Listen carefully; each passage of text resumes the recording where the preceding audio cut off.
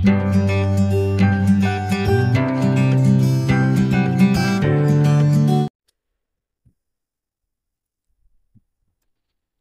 Friends, आपका मेरे channel में स्वागत है। अभी हम करेंगे importance of principles of management. Important कैसे है प्रिंसिपल ऑफ मैनेजमेंट? ओके, ये मैनेजर को इनसाइट गाइड देता है, इफेक्टिव यूटिलाइजेशन ऑफ रिसोर्सेज करता है, साइंटिफिक डिसीजन लेने में हेल्प करता है, सोशल रिस्पॉन्सिबिलिटी समझने में हेल्प करता है, R&D इनकरेज करता है कि करना चाहिए, कोऑर्डिनेट एंड कंट्रोल करके रखता है, डेवलप ऑब्जेक्टिव अप्रोच। ओके, इसका मैं डिटेल में आपको अभी ये समझा रही हूँ।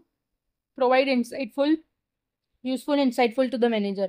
The principle of management helps manager to understand the organization. Principle of management help करता है organization को understand करना कि उसका nature क्या है, वो कैसे form हुई है, उसका ये करेंगे decision तो इसका क्या होगा, ये decision करेंगे तो इसका result क्या होगा। ठीक है, वो structure बताता है organization को। Principle of management, study of principle of management helps to improve understanding of situation and problem. Situation क्या है, प्रॉब्लम क्या है, वो सब समझने में हेल्प करता है principles of management. Its helps to the manager to find out the situation and problem and handle situation.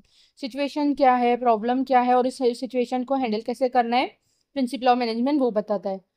ये क्या है, आउटकम है एक्सपीरियंस से। ओके, वेरियस प्रोफेशनल जो आउटकम अपना एक्सपीरियंस करके आउटकम देते हैं ना, वो डिसीजन लेते हैं, उसका आउटकम है। The use of these principle is helpful to manager to act different in a different situation. Manager को help करता है different situations में differently act कैसे किया जाता है।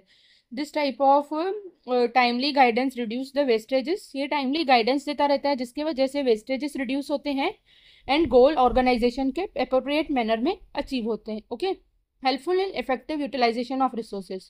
अभी जो भी हम resources use करते हैं, मैन, मशीनरी, मटीरियल, प्लेस, सब जो भी यूज़ करते हैं, मेथड, ये सब प्रॉपर यूज़ होना चाहिए। अगर प्रॉपर यूज़ होगा तो रिजल्ट प्रॉपर आएगी और वेस्टेजेस कम होंगे और डुप्लीकेशन कम होगा। ओके, तो ये क्या बेसिकली मैनेजर को हेल्प करता है प्रॉपर बैलेंस रखना, मैन, मटेरियल, मशीनरी, इन सब का, और वेस्टेजेस कम करना और प्रॉपरली यूज़ करना, हेल्दी इन्वायरमेंट क्रिएट करके रखना, और टेक्निक्स कैसे यूज़ करनी है ये सब करने के लिए।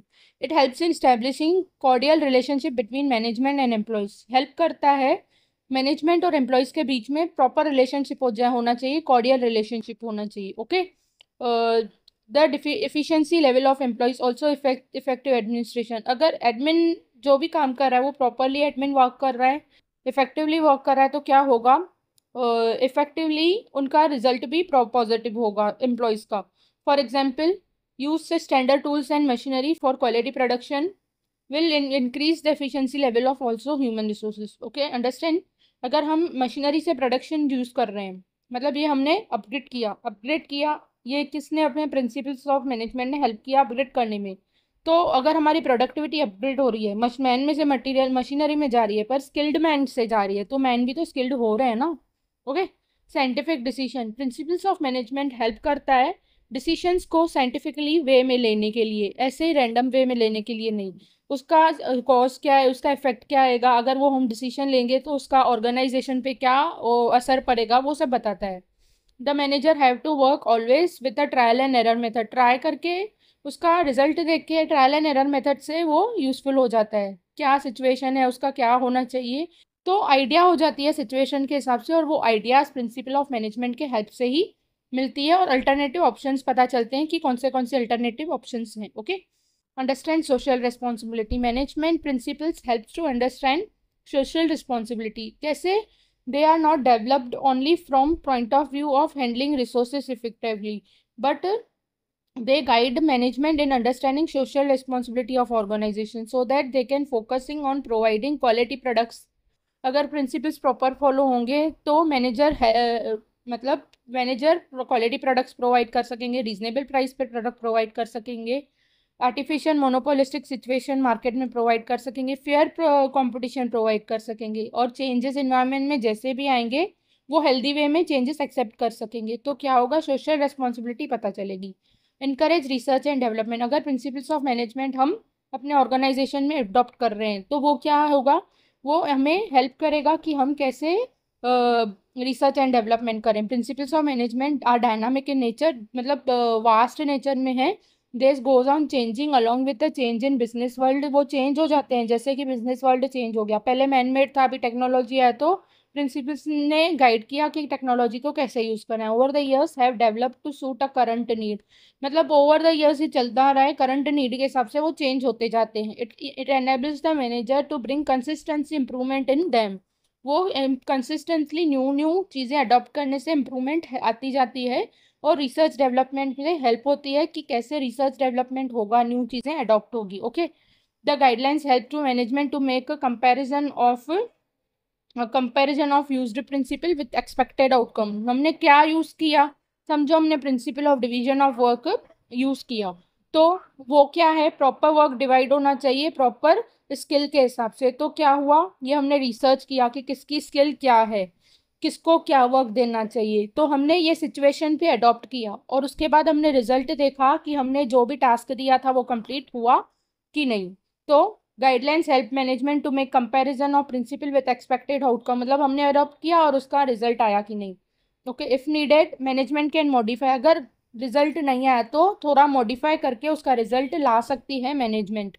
The liberty to take decision on their own, the training helps to develop a scientific approach towards, ठीक है, मैंने जैसे कि बताया कि आरडी रिसर्च एंड डेवलपमेंट होगा, तो न्यू टेक्निक्स पता चलेगी, न्यू टेक्निक्स पता चलेगी तो न्यू टेक्निक्स के हिसाब से प्रोडक्शन होगा, प्रोडक्शन न्यू टेक्निक्स के हिसाब से होगा तो ह्यूमन स्किल्ड होगा, तो सब प्रॉपर वे में होगा, और प्रॉपर वे में डिसीजन होगा, और उसका आउटकम भी प्रॉपर वे में आएगा। Helps to coordinate and control.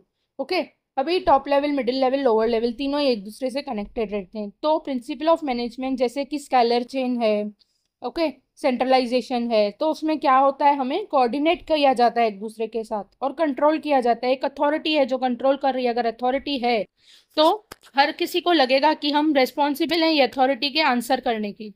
Okay, तो क्या रहेगा, कंट्रोल रहेगा और कोऑर्डिनेट रहेगा, टॉप मिडिल से, मिडिल लोअर से कनेक्टेड रहेगा। ऑर्गेनाइजेशन में क्या हो रहा है हर किसी को पता होगा, परफॉर्मेंस एम्प्लॉयज के प्रॉपर होंगे और जैसे कि होने चाहिए। Develops objective approach with the help of various principles of management, one can develop an objective approach. Manager can identify business opportunities, root cause for the problem, and correct manner and can provide an appropriate solution. कुछ problem चल रहा है समझो organisation में, तो principles अगर हम follow कर रहे हैं तो वो ऑब्जेक्टिव बताएगा कि ये प्रॉब्लम का मेन सोल्यूशन क्या है, और वो उसी मैनर में अगर मैनेजर अडॉप्ट करेगा तो वो कॉन्फिडेंस बिल्ट होगा लोगों के अंदर, और वो सोल्यूशन भी प्रॉपर हो जाएगा। ओके, ये थे हमारे nature significance of principles of management. अभी ये बताता है उसके बाद कि थियरीज क्या है, थियरी क्या है मैनेजमेंट की। ये जो है ना सेट ऑफ रूल्स हैं, रूल्स एंड रेगुलेशन जो बनाए गए हैं ऑर्गेनाइजेशन को फॉलो करने के लिए, बिजनेस प्रॉपर में इफेक्टिव एंड एफिशिएंट वे में चलाने के लिए। Okay, various management thinkers have introduce these theories based on different approaches. ऐसे नहीं है कि ऐसे ही बनाए गए हैं, वेरियस जो भी है ना मैनेजमेंट थिंकर्स जो मैनेजमेंट के हिसाब से थिंक करते हैं उन्होंने मिलके बनाए हैं, डिफरेंट अप्रोचेस पे थिंक करके बनाए हैं। हेनरी फ्योल ने, एल्टन मायो ने, टेलर ने, मतलब ये सब साइंटिस्ट हैं जिन्होंने मैनेजमेंट प्रिंसिपल्स को इंट्रोड्यूस किया है, साथ में डिफरेंट डिफरेंट अप्रोचेस के। तो ये थियोरी एप्लीकेबल है सभी ऑर्गेनाइजेशन पे। तो मैनेजर ये सब थियोरीज को एक्सेप्ट करके ऑर्गेनाइजेशन का वे ऑफ वर्किंग चेंज कर सकता है, और सोसाइटी में जो भी प्रॉब्लम है वो दूर कर सकता है। Organization, workforce and society are facing some common problems: centralization of authority, stress, law, motivation, environmental issues, behavioral issues। अगर ये सब फॉलो करेंगे प्रिंसिपल्स तो ये सब कुछ भी नहीं आएगा। अगर खाली सेंट्रलाइजेशन है ऑर्गेनाइजेशन में, मतलब लोअर लेवल से पूछा ही नहीं जाता है, तो सेंट्रलाइजेशन क्या बता रहा था कि फ्लेक्सिबिलिटी होनी चाहिए, सेंट्रलाइज और डिसेंट्रलाइज, जिसमें लगे कि मैटर लोअर लेवल का है तो हमें उनको भी इन्वॉल्व करना चाहिए, तो ये प्रॉब्लम सॉल्व होगा अगर हम प्रिंसिपल ऑफ सेंट्रलाइजेशन फॉलो करेंगे। Environmental issues, there should be a proper environment of an organisation, और अथॉरिटी एंड रिस्पॉन्सिबिलिटी अगर हम फॉलो करेंगे तो प्रॉब्लम ऑफ रिपोर्टिंग अथॉरिटी किसको बताएं वो भी सॉल्व हो जाएगा।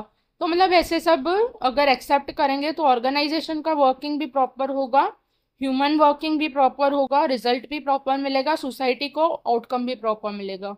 ओके, अगर आपको इसमें theories of management, nature of management, significance of management, किसमें भी आपको डाउट है तो आप पूछ सकते हैं, कमेंट सेक्शन में कमेंट करें, मैं आपको बता दूंगी। Thanks for watching, like subscribe and share my channel. Thank you.